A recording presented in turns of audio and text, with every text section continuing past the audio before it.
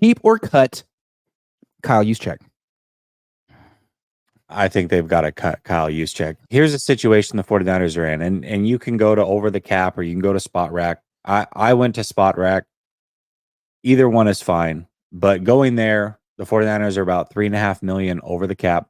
Their rookie class is going to cost them roughly $11 million. Well, a lot of people talk about getting rid of guys like Armstead. Well, if you do that, that only saves you $2.5 million.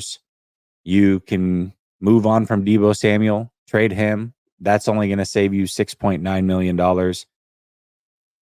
Kyle Juszczyk, if you cut him, saves you $4.9 million. He's set to make $7.6 million this year. And when you look at his production, of course, it goes beyond numbers because he's a fullback, but he averages 1 touch a game throughout the season. He had 10 of his 17 games. He was on the field for 45% or less of the offensive snaps. And when you look at what he is set to do, which is block and be a fullback, he was actually only on the field 52% of the runs this year, Grant, which tells me that they ran the ball just fine without Kyle Juszczyk. For me, I can't see how the 49ers justify $7.6 million for a player that is on the field 52% of the time on run blocking downs, which is what he is brought in to do. When there's players out there like Michael Burton, who have made $7.6 million in their whole career, which is what Juszczyk is set to make this year. And if you look at his production for the Broncos last year, also a free agent, if they wanted to go get him, was almost identical to Juszczyk's. So for me, I think this one's the biggest no-brainer out of all of these. Absolutely free up the money, save the $4.9 million, move on from Kyle Juszczyk. Yeah, I mean, there's no guaranteed money left in his contract. He's been getting not phased out of the offense, but his role has been getting diminished. And he's not as good of a player as he used to be. When he first came to the Niners, I thought he was a phenomenal blocker and a really underrated receiver. And I used to always talk about Kyle not giving him the ball enough. I think those days are over. I think he gets the ball just enough and maybe a little too much. At his age, I don't think he's really giving you much as a blocker anymore. I think, again, he's a decoy. He goes in motion. You know what I mean? It just seems like what JT O'Sullivan said about him is dead on. He's the coach's friend. And the coach sort of shows his creativity, I guess, or some of his, I don't even know what you want to call it, expresses himself through these weird plays with the fullback where he doesn't get the ball. But that's about it at this point. I think you got to cut him. But I don't think they will. Well, and I take PFF with a grain of salt. I mean, it's just another data point. I like some of their advanced analytics as far as their statistics that they put out there, not necessarily their scoring, their rankings that they do, because I feel like it can be biased in some ways. But if you're looking at what PFF says, as far as his career goes, this was middle tier year for him as far as his run blocking went. So not only is he not on the field 48% of the runs, not only was he on the field less than 45% of the time in 10 of the 17 games, period, but as far as his run blocking, it was middle of the road for his career this last year. Is that going to improve? Is he 32, 33? I don't know that that's going to improve. And I mean, when they drafted Willis, I thought that was an option. Obviously, they can always bring in an undrafted guy this year. There's not a lot of fullbacks drafted. Or like I said, they can go out and get a guy like Michael Burton, who has made $7.6 million for his career.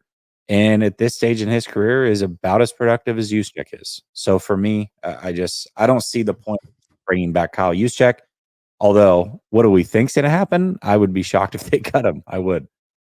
I think one of the issues with Juszczyk is he's like finally not one of the top 5 weapons on this offense.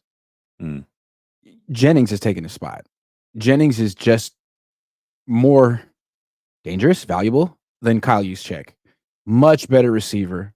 Still improving as a receiver, a lot younger. And he's not a fullback, but he's a devastating blocker. And when you put him in the game in 3 wide receiver personnel packages, he's really, really effective.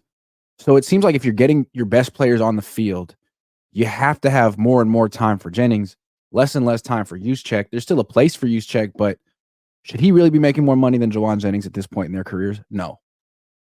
And he is, and that's a problem. Yeah, absolutely.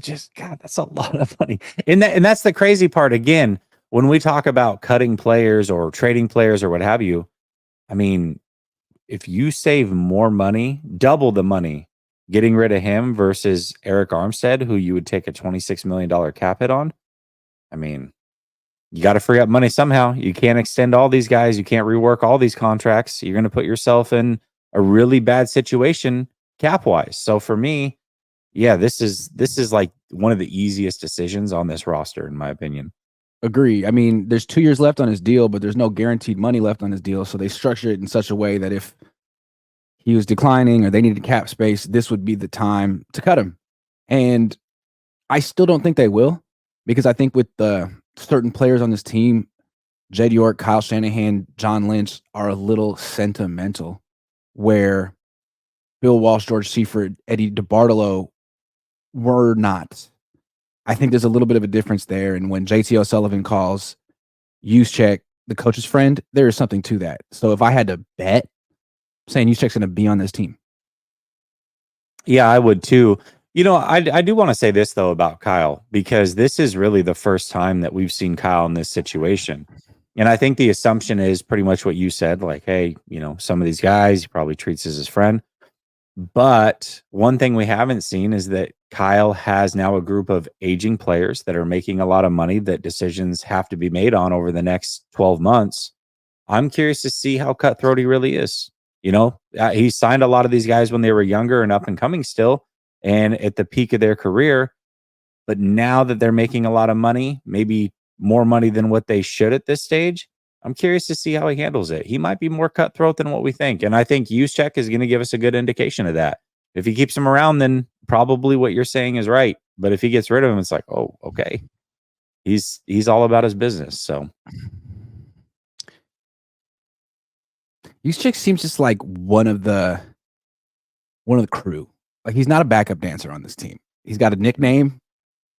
He's part of the. He's on the. Is he like the movie? Is he Lance Bass? Yes. In NSYNC.